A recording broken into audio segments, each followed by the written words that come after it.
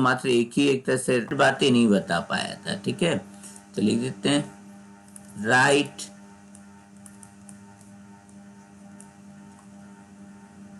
Drawbacks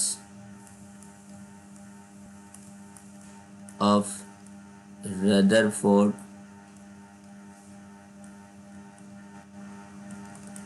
atomic model.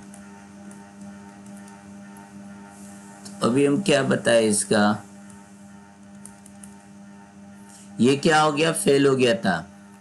Rutherford लिख देते हैं नंबर 1 करके।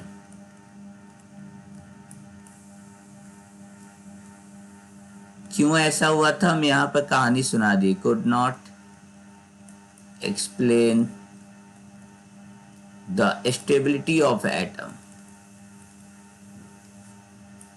ये बेचारा बता ही नहीं पाया था।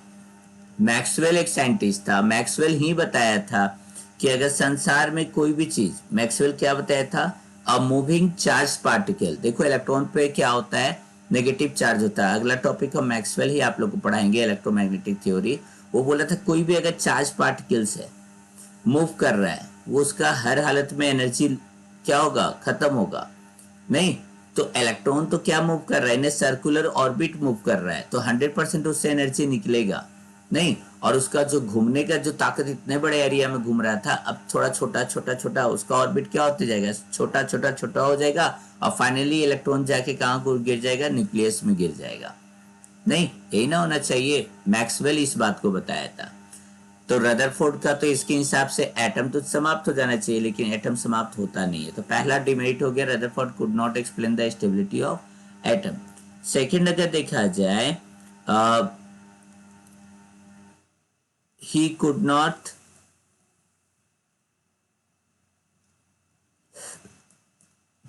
say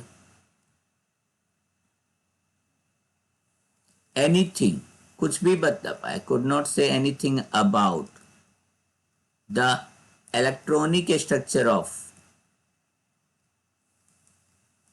वो तो खाली बोल दिया था इलेक्ट्रॉन घूमता है, लेकिन इलेक्ट्रॉन का जगह के बारे में कुछ नहीं। इलेक्ट्रॉनिक स्ट्रक्चर ऑफ एटम्स बोलेंगे, मतलब that is how the electrons are arranged in an atom.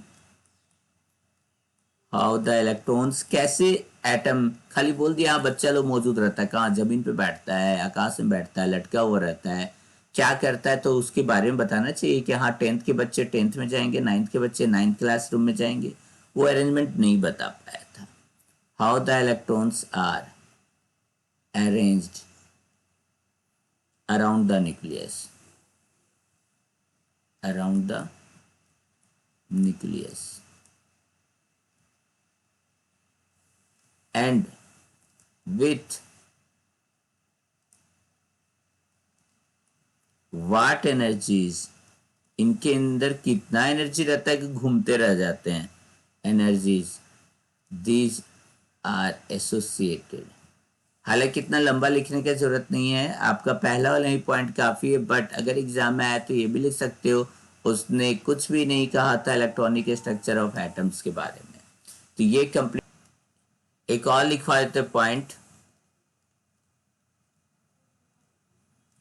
He could not explain, hydrogen spectrum भी बताना है, मजा आएगा पढ़ने में। He could not explain hydrogen spectrum एक टॉपिक है, इसी चैप्टर में पढ़ाएंगे आप लोग को। चलो।